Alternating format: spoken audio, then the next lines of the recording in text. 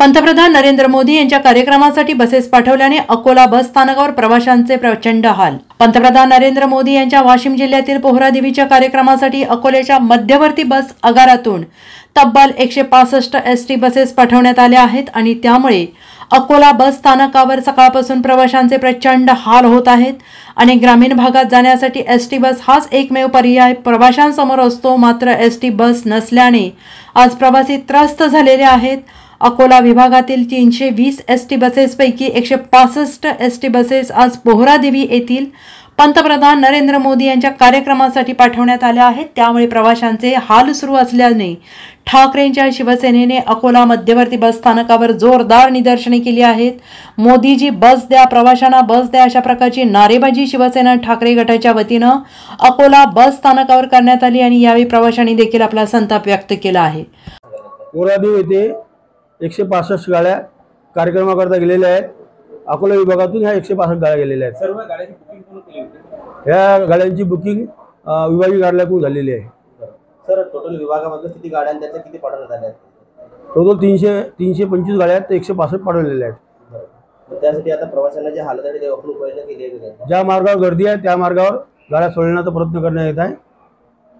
वाहतूक सुरळीत करण्यात येईल। बस नाही साहेब, सगळे मोदीच्या कार्यक्रमाला पोहरादेवीला कार्यक्रम चालू आहे, त्याच्या कार्यक्रमाला सर्व गाड्या यांनी पाठवलेल्या आहे। जनता एवढी पब्लिक दिसून राहिली, पूर्ण जनतेची असुविधा आहे। यांच्याकडे खूप पैसा आहे, तर यांनी प्रायव्हेट बसेस का नाही केल्या? जनतेचे जे पब्लिक आहे, आज खोळंबली आणि पब्लिक एका जागा सकाळी 8 वाजतापासून मी ते उभा आहे, एक पण बस नाही आहे। मला जायचा यवतमाळला हे ना। आता सरकारचं काय काम आहे?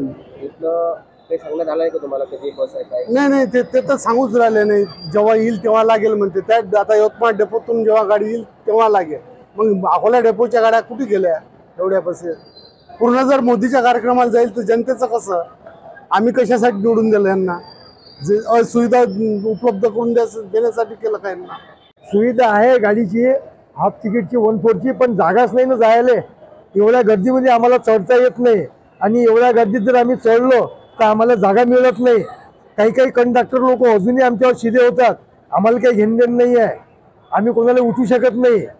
मग हे असं जर चाललं तर आमच्या अपंगाने काय करायचं? एवढ्या गर्दीमध्ये लोक जागा देत नाही टाइमला तशा गर्दीमध्ये। सकाळपासून मी इथं जवळजवळ 10 वाजतापासून बसलेला आहे, तर मला तर काही बस भेटून नाही राहिली। गर्दी किती आहे? मला अमरावतीला जायचं आहे सध्या, पण बसच नाही, तर मी कसा जाणार? एवढ्या गर्दीमध्ये लोटपाट होते। मी जर खाली पडलो तर माझ्या अंगावर लोक चिंगराचिंगरी करू शकतात। Bureau report SBN Marathi, Akola.